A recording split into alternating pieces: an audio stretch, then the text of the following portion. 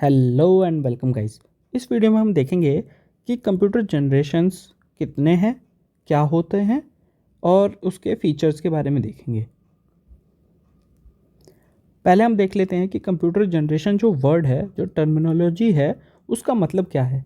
जैसे जैसे हम आगे बढ़ते गए हैं, मतलब कि जैसे कंप्यूटर बना फिर और आज का दिन है, तो यहाँ से यहाँ तक बहुत सारी चीज़ें बदली हैं कि टेक्नोलॉजी आई है। और पहले बहुत बड़े बड़े कंप्यूटर होते थे, अब उसी हिसाब से उनका साइज़ छोटा होता चला जा रहा है। तो हमारा जो जनरेशन है इसी चीज़ पे डिपेंड है कि टेक्नोलॉजी जो यूज़ हुई थी और अब जो यूज़ हो रही है उसके हिसाब से हमने जनरेशन बांट दी हैं। तो हमारे पास जो अब जनरेशन्स हैं वो 5 जनरेशन है अभी तक। ठीक है। जो फर्स्ट जनरेशन है वो वर्क करती थी वैक्यूम ट्यूब्स पर। सेकंड जो जनरेशन है वो वर्क करती है ट्रांजिस्टर्स पर। थर्ड जनरेशन इंटीग्रेटेड सर्किट्स पर।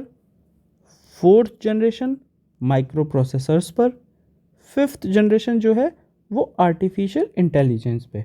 अब हम एक एक करके इन सब जनरेशन्स के बारे में देखेंगे कि क्या फीचर्स थे, क्या क्या यूज़ हुआ इसमें और कब से कब तक ये जनरेशन्स थे। पहले हम देखते हैं फर्स्ट जनरेशन।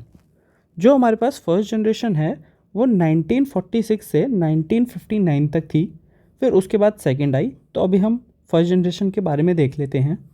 जो फर्स्ट जनरेशन थी उसमें वैक्यूम ट्यूब्स का यूज़ किया जाता था। ठीक, इसमें वैक्यूम ट्यूब का यूज़ किया जाता था सेंट्रल प्रोसेसिंग यूनिट में।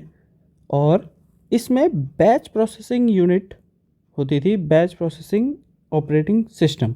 इसका क्या मतलब है, एक टाइम पे एक ही प्रोसेस होगा और हम उसको फर्स्ट कम फर्स्ट सर्व की तरह यूज़ करेंगे। अब फर्स्ट कम फर्स्ट सर्व क्या है कि हमने एक प्रोसेस दिया, पहला प्रोसेस, जब तक ये पूरा नहीं होगा उसके बाद ही दूसरा चालू होगा। मतलब अगर हम एक स्टैक लगा देते हैं कि एक प्रोसेस दे दिया, फिर हमने दूसरा दे दिया, तीसरा दे दिया, चौथा दे दिया, पहले फर्स्ट वाला पूरा होगा कंप्लीट, फिर सेकंड, फिर थर्ड, फिर फोर्थ।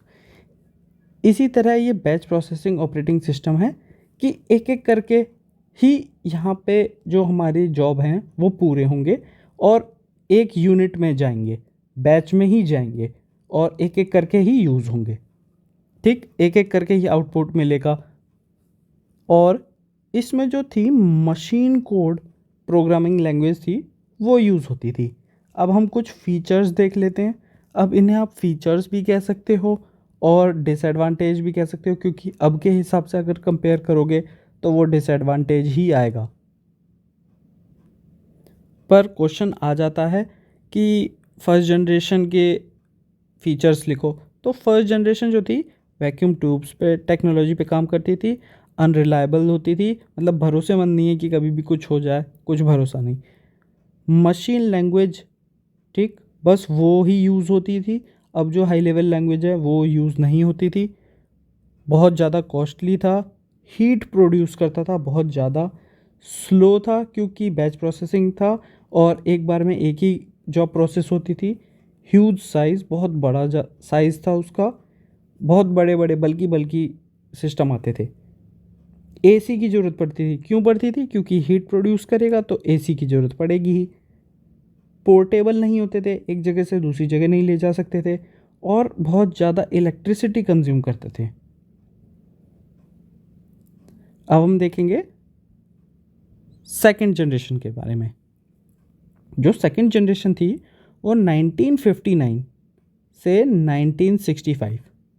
अब देख सकते हो, पिछली वाली थी 1946 से 1959 और सेकंड जनरेशन 1959 से 1965। इसमें क्या था, इसमें ये वर्क कर रहे थे ट्रांजिस्टर्स पे। फर्स्ट जनरेशन थी वैक्यूम ट्यूब पर, सेकंड जनरेशन ट्रांजिस्टर्स पर। अब जो ट्रांजिस्टर है उसके जो फ़ायदे हैं क्या हैं, वो चीप था, लेस पावर कंज्यूम करता था, साइज़ कम था, पहले वाले से ज़्यादा रिलायबल था। इतना भी रिलायबल नहीं था कि फिफ्थ जो जनरेशन है अभी जो चल रहा है इतना रिलायबल हो, पर पहले से था, क्योंकि सेकंड हम सिर्फ एक पहले वाले से ही तो कंपेयर कर सकते हैं। जब हम थर्ड पे आएंगे तो सेकंड और फर्स्ट से कंपेयर कर रहे होंगे।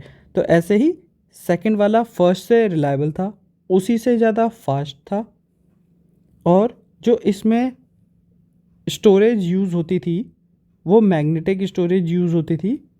Magnetic cores were used as the primary memory and magnetic tape and magnet disk as secondary storage devices.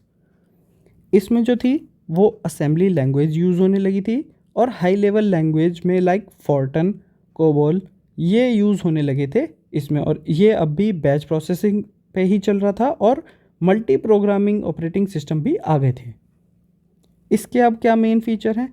अब इसके मेन फीचर हैं ट्रांजिस्टर पे यूज़ हो रहा था, और सब क्या हैं पहले वाले से फर्स्ट जनरेशन से कंपेयर करे गए हैं कि फर्स्ट जनरेशन से ज़्यादा रिलायबल है, स्मॉलर साइज़ है, लेस हीट प्रोड्यूस करता है, लेस इलेक्ट्रिसिटी कंज्यूम करता है, उससे ज़्यादा तेज है, पर अब भी कॉस्टली है, एसी अब भी रिक्वायर्ड है, और अब भी मशीन लैंग्वेज और असेंबली लैंग्वेज ही सपोर्ट करता है।